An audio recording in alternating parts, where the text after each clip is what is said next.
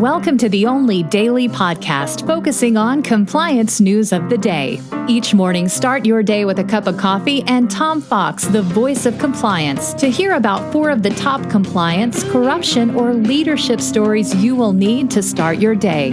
The Daily Compliance News is a production of the Compliance Podcast Network. August 21, 2020, the Wirecard dropped edition. And we begin with that story, our lead story from the Financial Times. Wirecard is to be deleted from Germany's blue chip DAX index weeks after the payment providers collapse into insolvency following revelations of a long-running fraud. Once celebrated as the country's most and best financial tech group, Wirecard was first promoted to the DAX in 2018. They were obviously a fraud all along, so it's unclear why they wanted to be on the DAX with the public scrutiny. Nevertheless, they are and did. If you really want to take a deep dive into Wirecard, I'd suggest you check out the multipart series I'm doing with Mikhail Ryder-Gordon. It posts each week. I think we're up to episode 5. It really is a deep dive into all things Wirecard. Mikhail is really up on this, and I know you'll enjoy it if you're into Wirecard at all.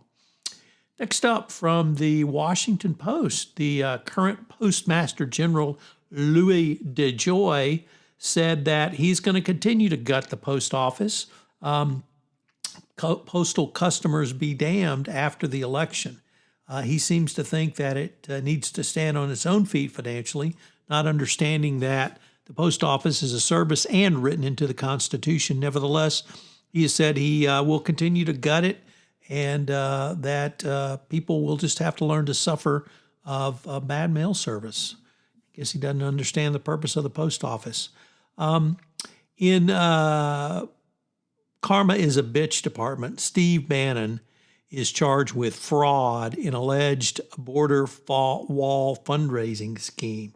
And even in greater irony, he was arrested today by representatives of the U.S. Postal Service. Charged with fraud in connection to siphon hundreds of thousands of dollars from a crowdfunding campaign supporting Trump's attempt to build his inane wall. Of course, that's because he can't fund it any other way.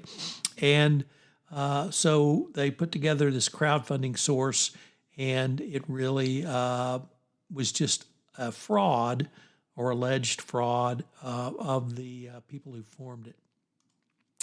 Finally, Kodak and their $765 million moment. How did it all go down the tubes? Well, a lengthy piece in the Wall Street Journal by Rachel Levy, Jeffrey Rogow, and Alex Leary take a deep dive into it. And it turns out that Trump trade advisor Peter Navarro made a list of potential companies that he felt could manufacture pharmaceuticals in the U.S. He separated them into 3 columns, one for each stage of the production, and Kodak stood out because it overlapped in 2 of the 3. As Navarro saw it, he thought Kodak could help produce the ingredients to jumpstart generic drug production inside the United States. When a proposed $765 million contract was made public between Kodak and the government, many asked why Kodak was picked. Of course, there was massive insider trading as all of the Kodak executives bought stock.